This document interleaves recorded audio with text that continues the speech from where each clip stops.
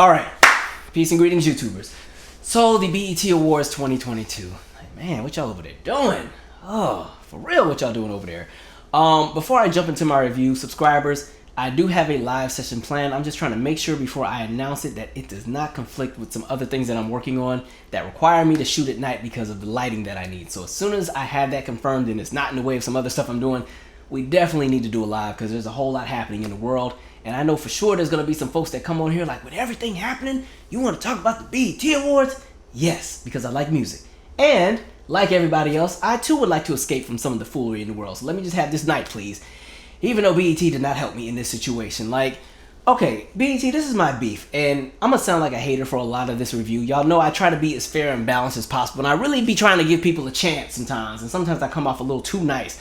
But man, here's my thing. BET, if you're going to have people up till midnight, then I expect literally every moment in the show to just be so grand and so great. And I think that's my beef. Y'all have this award show be going for 3 and 4 hours. And then, honestly, and this has been a pattern where the award show goes on all night, and then there's maybe 3 or 4 performances that really are the highlight, and then you got a handful of performances that honestly just suck, and then you got a lot of stuff that's very mid-level. And it's just like, man, if I could go back and rebrand the BET Awards, like, or, you know, for me, this should be the biggest thing out there for black entertainers. And I say that mainly because you guys as a network market this as the pinnacle of black excellence and entertainment and innovation and creativity and talent.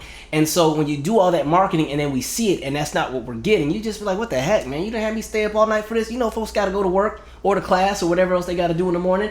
And so here's my thing. Like, if it were up to me, I'm just saying, if I were in charge, the BET Awards, like, first of all, everybody got to audition to perform. Like, I don't care if you got the #1 song in the country. If you cannot perform, you don't need to be up there. Like, honestly, bring back some Showtime at the Apollo energy, because at this point, now we're in a space where a lot of acts will go up there and just do any and everything. And even if they're not performers, even as presenters sometimes, they just go up there and do any and everything. There were a lot of moments tonight where I was just like, okay, like one of the biggest cringe-worthy moments for me was when they were having, you know, again, everything's happening in the world, right? And even in the conversation of Roe v. Wade, right? That's a big conversation.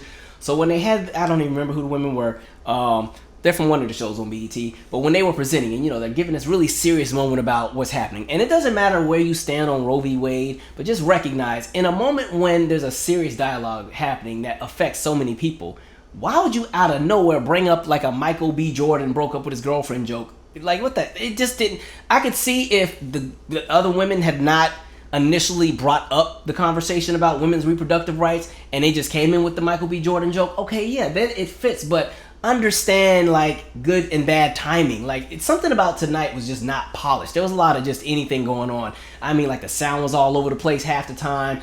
I don't know who was working the teleprompter, but man, they had everybody sounding illiterate. Everybody up there stuttering. I'm over here having flashbacks to being in elementary and being scared to read in front of the class, because you know, if you mess up 2 or 3 words, everybody start laughing at you. I'm just like, what was going on tonight? And so again, like I'm saying, it just makes no sense because BET has such a big budget. And so how is it that something like the Soul Train Awards, which has a fraction of the budget, or Black Music Honors or Urban One Honors, how is it that these award shows, especially Urban One Honors and Black Music Honors, which are 2, I'll say, events that don't really bring in the A-listers or even the B-listers. A lot of times they bring in people we haven't seen in years, or people many of us have never heard of, but you know what? They have some of the best performances. I mean, the band is together, the lighting is together, everything is polished, everything is smooth. It's a great show. And so for me, BET, like I said, they market themselves to be the pinnacle of all this. That's what I expect to see. And before y'all come on here and be like, well, BET ain't black owned, we know. They ain't been black owned since 2001. And you know what also happened in 2001? The very first BET Awards. And we have seen some good BET Awards ceremonies in the past. So it's not even about that specific element of the conversation. I think to an extent there is a conversation to be had, because I want to know who's in the boardrooms making the decisions, because maybe that's playing a role into it. I want to know what it looks like. Like, how pale has it gotten over the last few years? Because some of the decisions that are being made, I'm like, there ain't no way. There's no way. If you grew up on a certain caliber of talent, there is no way that some of this stuff is acceptable. But whatever. Let me get into some of these acts. Let's see. First of all, I will say Victoria Monet was not on the main stage. She was at the pre-show, but she should have been on the main stage. And I say that because, one, I think she is a very talented artist, and there were some people on the main stage tonight that didn't need to be there.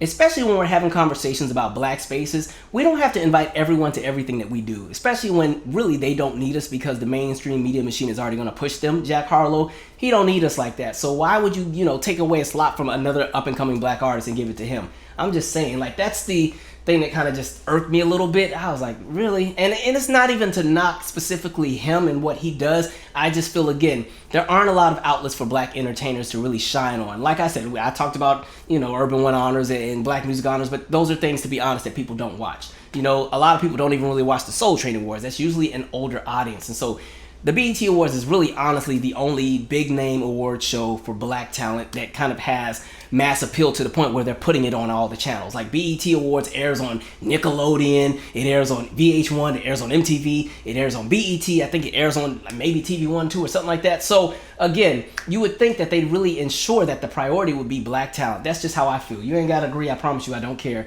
So yeah, I felt like Victoria Monet should have definitely been at the main stage, especially because she's written a lot of hits for a lot of the big names that are out there. Lizzo was the opener.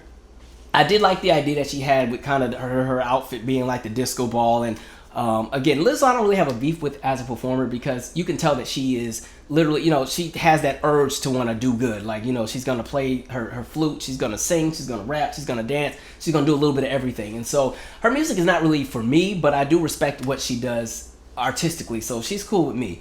I don't know if I would have had her open, but it was cool for what it was. They had Taraji P. Henson host. She's had better years. To be honest, can y'all just bring Monique back? Like, I know everybody mad at her and she mad at everybody too, but at least when Monique used to host, it was fun to watch. There's a certain energy she had in those years that she hosted that was fun. It was kind of just like, I know she got a lot going on and, she's working with a lot of things that, affect her life and God bless her, but I just feel like she was one of the best hosts they ever had, in my personal opinion, because she can definitely uplift and support each and every person that hits the stage, and she has the humor. She'll do her little opening dance number. It's just fun to watch. Maybe I'm just living in nostalgia. I don't know, but Taraji, I don't think it was that good for her tonight. They always seem to struggle getting it right sometimes with the host. Sometimes they have a really good year. Sometimes you be like, what the heck, man?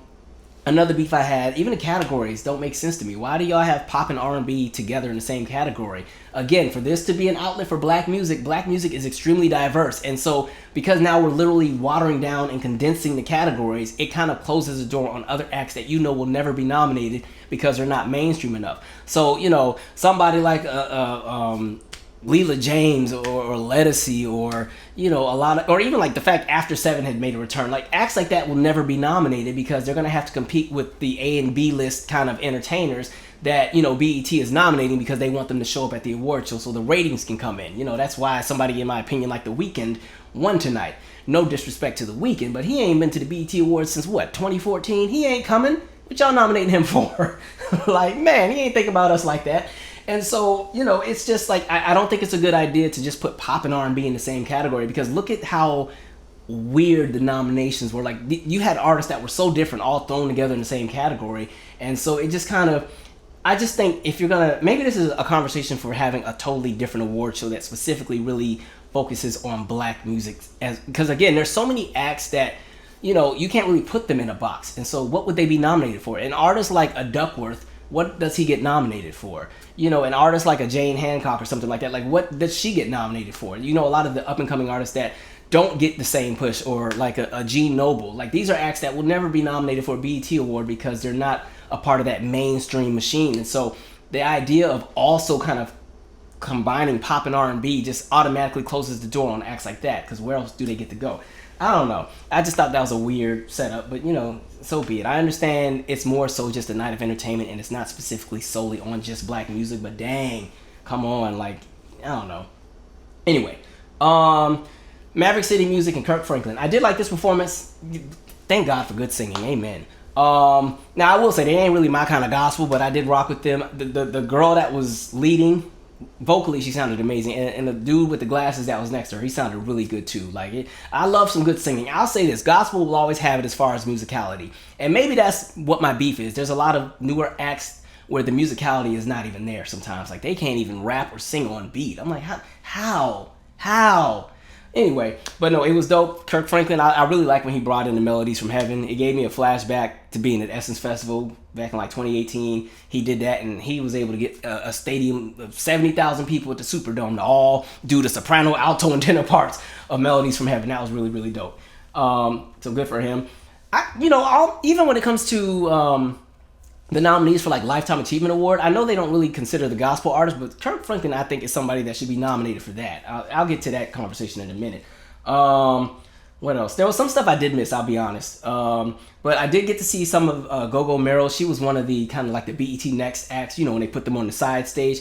I will give BET credit for the fact that over the last few years, they've given the acts on the BET Next, I think that's what it's called, or Music Matters, I can't remember what it's called, but they've given those acts more time. Because remember back in the day, like they'd get like 25 seconds and then they were going to commercial. The poor person would be singing and then MC Light's voice comes in and they pan right out and they didn't even get through the first verse. But Gogo Merrill, look, she made it to the second verse and some of the other people actually got a bit more time. So kudos to that. Like let some of these newer artists get the exposure because where else are they going to get it? Let me see. What else did I get?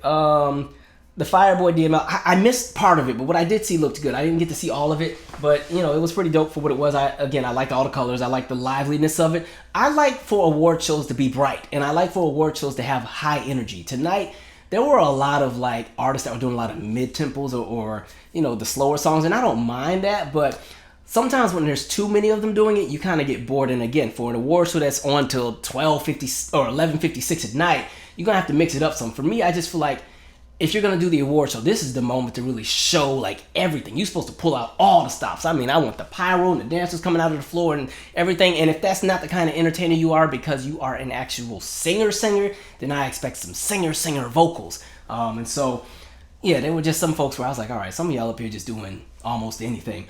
Muni Long, okay, yeah, I thought it was kind of dope how she kind of paid tribute to Lola Falana, the idea that she had with like the people with the feathered things, because it looked like it was just her dress and then it expanded and before you knew it was a bunch of dancers. I thought that was really cool. I wish she had a different music arrangement with the band, but I still liked the performance. That song finally grew on me. I wasn't really moved by it the way everybody else was, and then it finally grew on me. I like her other song a lot more, but I rock with her. She's a great songwriter, and again, somebody who's written for a lot of people. Let me see. There was a guy named Jack Ross who was featured as like the Walmart special presentation, kind of like a Music Matters or the BET Next thing again. He sounded really good. I don't know the song he was singing, but he sounded amazing. And so again, it was dope that he was given some time. So best wishes to him. I hope he's able to find the success that he would like to have. I need to slow down. I'm talking too fast. Chance the Rapper performed with Joey Badass. I think the song is cool. I just think for an award show, I would have just wanted something a bit more energetic. But what is dope about the performance is the fact that he did have, the captions on the screen. Because again, it's something that's more inclusive to people who are deaf and hard of hearing. Because I guess that is something a lot of times they don't really think about, what it's like to watch an awards show and you don't have the same experience as everybody else because you're not included or considered in regards to how it's going to be presented to you. So I thought that was very dope and considerate on his end. So really dope. Ella Mai, I'm gonna be honest, that was one of my least favorites. She's cool to me, but I just think when it's time for the award shows, I need some energy. She has great music, but I just think what I saw her do, there's a whole lot of other people that could do the same and then some.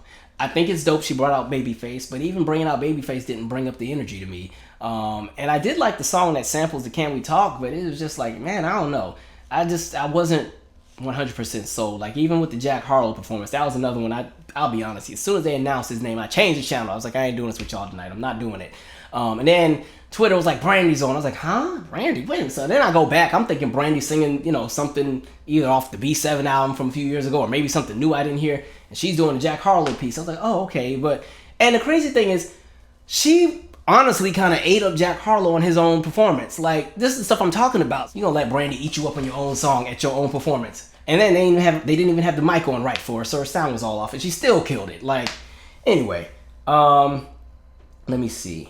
What else? Latto had a performance. At first, okay, what threw me off for a minute. So, Latto's doing her performance, and I thought she was cool for what it was. She you can tell there's a hunger there, so I ain't mad at her. You know, she had the dancing and choreography and the energy and all that kind of stuff. But then, you know, they bring out like, first I was like, wait a minute, ODB is not here anymore. So at first I thought this was like an impersonator, so I was getting pissed off. And then I realized that this is his son. I was like, okay, that's actually very clever. Okay, cool, dope. And then of course Mariah Carey came out.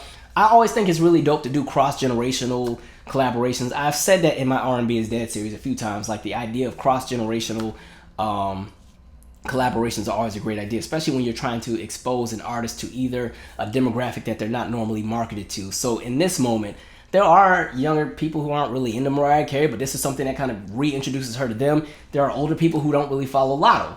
Mariah Carey being there is something that kind of introduces Latto. So, you know, it kind of balances and works out. So I thought that was dope. Let me see what else is on here. Okay, the Billy Porter thing. For me, it felt like it was just a PR move. You know, we know that like BT's been catching some smoke from Lil Nas X because he feels that, you know, why was I not nominated? I had these big monster hits. I wasn't really considered in anything. And he was saying, you know, he and BT have not really had the best relationship over the last few years. So to me, you randomly have Billy Porter out there, you throw some people out there to Vogue and ballroom dance, and then, you know, it seemed very like just a PR move to say, oh no, we include everybody. Here you go. Y'all go out there and go Vogue for a minute. And that whole thing just wasn't really executed that well, in my opinion. Because listen, if you've ever seen like some of the cool things that they do with like the voguing or the ballroom culture, I did see two of the people do it. That thing they do where they drop and just land on like the one leg. I always get, every time I see that makes me nervous because I'm like, how do y'all not tear a ligament in your knee doing that mess? But you know, it could have been so good because I heard the Crystal Waters song. I thought Crystal Waters was coming out. I was like, oh, okay, this is gonna be dope. But it was very weird to me. You know what I mean? Like the talent was on the stage. I just don't think that whole thing was executed well. But yeah, that just looked like a PR move to me. That was kind of like, all right, let's go ahead and save face here. So put a few of them on the stage and let them go Vogue, and then we'll be good. Do better. Diddy. This goes back to my conversation about the Lifetime Achievement Award. I guess I'm not gonna knock what he's been able to do in the industry, but for me, it was really, really hard to see him as the first choice that they had.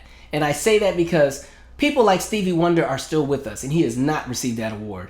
And what makes it even crazier to me is Stevie has been at the BET Awards to help honor so many people. And sadly, so many of his peers are no longer even with us, and many of them did not receive the same honor. They didn't get the Lifetime Achievement Award. They're no longer here. And then when they finally get honored, it's in the in memory of portion of the award show. And so I would just hope that they really kind of pay attention to some of the legends that are still with us and even performing and even in good health where they can perform and stuff like that.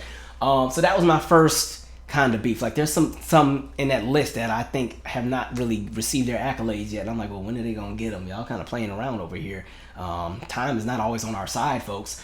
But with Diddy's performance, I want to say he arranged it. It seems like I wish he would have let some. Where's Adam Blackstone? I don't know if Adam Blackstone did that one, but I wish they would have let some actual organizers piece together his whole tribute because it could have been so good. All the right people were there. You had Mary J. Blige, Jodeci, or at least three of them. Yeah, Jodeci, Mary, Shine, The Lox, Busta Rhymes, Lil' Kim, Faith Evans. Like you had all the right people there. But the rollout just, I was like, what? I'll say this. Jodeci, I was fine with. Jodeci, they sounded good. They were great. Even with only three of them being there, they were cool with me. I liked them. They sounded amazing. They sounded like what I thought the guys on Versus would have sounded like the other night. I'll talk about that on the next live. Mary was okay-ish. She's been touring a lot. I always say touring kind of brings that wear and tear. But I think she's still able to pull the energy of the crowd in. As far as Mary, like I've been saying, I really like her new album. My favorite song off that album is Rent Money. I love that song. It has Dave East on it. That's a really great one. But anyway, so Mary was there. Shine has a good heart because ain't no way I would have been on that stage. I took a whole charge for you. You ain't about to have, like Shine done went and became a whole politician over in Belize because America done did him so wrong in regards to what happened with Diddy and all that stuff from '99. Ain't no way. But you know, people grow and move on, and such is life. You know, they had the Busta Rhymes, they had the Lox. What I wish they would have done with Lil' Kim, and I only say this because they've performed All About the Benjamins so many times at many award shows, many tributes, many specials. It's one of our favorites, but they do have other songs, and I think just because Kim and Diddy, they had already done All About the Benjamins, I want to say in 2015 or 2016, that's when Kim came out the floor, you know, and that was the same time Diddy fell in the floor. You know, y'all couldn't do Crush on You, y'all couldn't do Money, Power, Respect, you know, just kind of mix it up a little bit. Notorious, I would have took that. Glad I pushed my album back. I did y'all it's a favor. Like, I would have took it. Like, that was fine. I know for some people they enjoyed it. I just think sometimes you gotta mix it up. It's kind of like every time I see at this point, anytime Bell Biv DeVoe does Poison, I'm checked out because I've seen it so many times. And they have additional songs. Like, they never do Gangsta, which was one of my favorite songs by them. You know, they don't ever perform She's Dope. I get it. Their biggest hit is Poison, but y'all ain't gotta do it everywhere all the time. Mix it up. Or at least change the arrangement sometimes. And then again, something with the sound tonight. I don't know who was working sound, but like I said, Brandy's mic didn't work. Kim couldn't hear herself, and so she missed most of her verse. There was some other things that were going on with the sound. Giveon, apparently, I don't think he could hear himself. He was fighting with the earpiece. Like, there was just a lot going on. And so I will say, I think the highlight of Diddy's portion was the Kim Porter tribute. I thought it was really nice. Like, you had Faith Evans come out and they did, you know, I'll Be Missing You. I did like that part. That was nice to me. You know, they had the Maverick City. What did they call it? Maverick City? Maverick City Music. They had them come out as well. And, you know, that was fine with me. I thought that was nice. That was a great way to pay homage to the mother of some of your children. Like, I thought that was very nice. It was from a good place. And, again, that part sounded pretty nice. But if I were Diddy, it would have been better to just... that whole thing could have been restructured. I don't know if he was the brains behind it, but it could have been executed in such a different manner. Like I said, all the right people were there. Bryson Tiller was there as well. And then it was interesting. Then it just got weird. Because then you got Kanye who comes out. I have my opinions.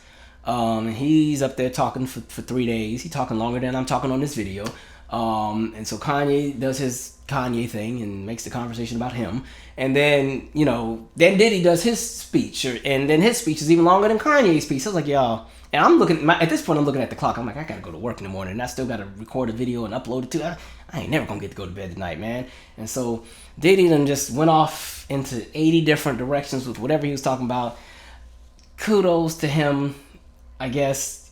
I'd feel better if maybe a lot of the acts that were burned by Diddy were made whole. Then it would be easier for me to want to kind of celebrate what he's done artistically. Because I think artistically, I have no beef with, but it's hard to kind of ignore the business practices and just how many people that work with him are broken, and some are even dead at this point.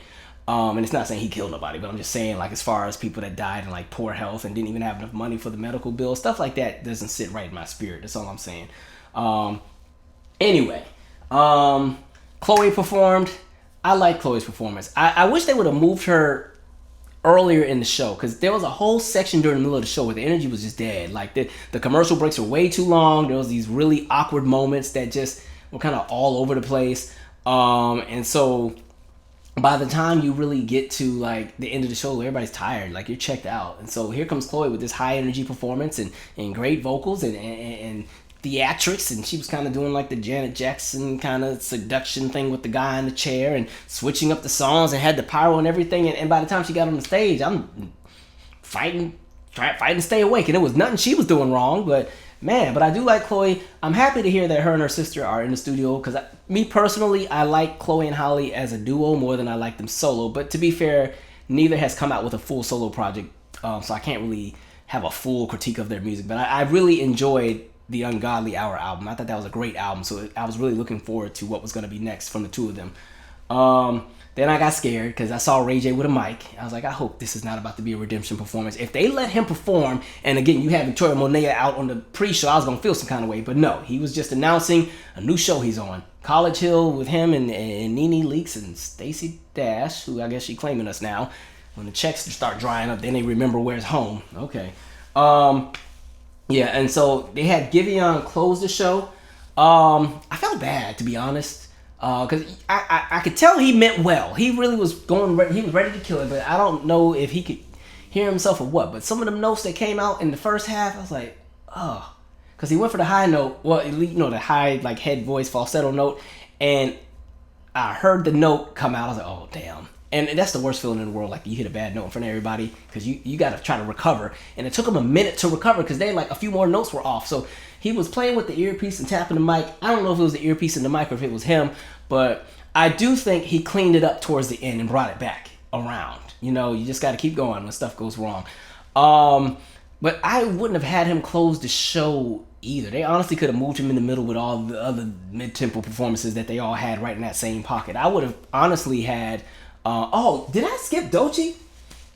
I don't remember if I talked about her, but she had my favorite performance of the night. I might have skipped her. I can't remember. But she won me over. That's the performance I liked. I thought that was the most abstract performance. That was the different one. I enjoyed it. I thought it was dope. She took the wig off, had the cornrows. She gave you theatrics and different characters and was rapping, was hitting everything. Dope. That was my favorite of the night, to be honest. So I would have either had her maybe close the show to bring the energy up. You could have had maybe the Latto girl close the show.